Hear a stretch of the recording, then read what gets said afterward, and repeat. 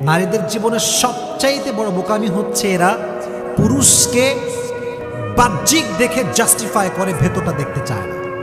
তুমি খেয়াল করবা, একজন পুরুষ দেখতে গাঁজাখোর, কিন্তু বাবার টাকা পয়সা আছে, শান শৌকত আছে, বড় একটা বাসা আছে, গাড়ি আছে, আইফোন আছে, দেখবা মেয়েরা তার পেছনে সিরিয়াল ধরে দাঁড়িয়ে যায়। আর একজন পুরুষ, যে পুরুষের টাকা পয়সা কম, বাড়ি গাড়ি কম, কিন্তু আল্লাহর ভয় আছে, পছন্দ করতে চায় না। ম্যাক্সিমাম পিপল পছন্দ করতে চায় না, কারণ নারীরা বাহ্যিকের পাগল হয় বেশি। এর কারণ কি জানেন? নারীদের এই হৃদয়টা আবেগ মায়া দ্বারা ভরপুর, এবং নারীদের যে ক্যারেক্টার, এটা হচ্ছে সহজ সরল ক্যারেক্টার।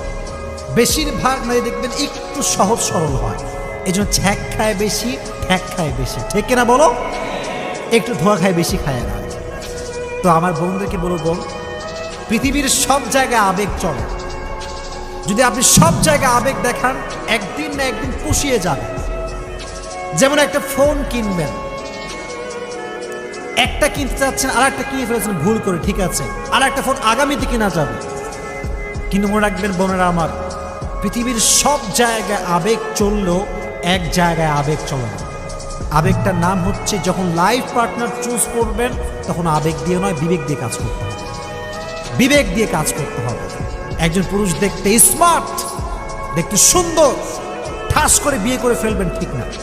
কারণ অনেক পুরুষের উপরে ফিটফাট, ভেতরে সদরঘাট, ঠিক না বলো?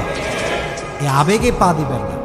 এই জন্য বোনদেরকে বলছে, আমার বোনেরা, স্বামীকে বাছাই করার ক্ষেত্রে খুবই সাবধান। মনে রাখবেন, একজন নারীর জীবন নষ্ট করবার জন্য একজন খারাপ স্বামী যথেষ্ট, ঠিক কিনা বলো?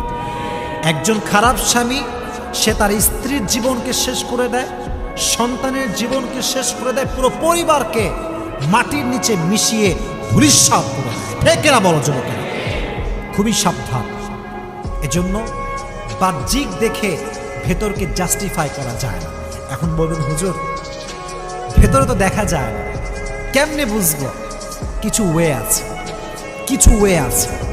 দেখবেন আজকাল বাবারা যখন মেয়েকে বিয়ে দেয়, প্রশ্ন হয়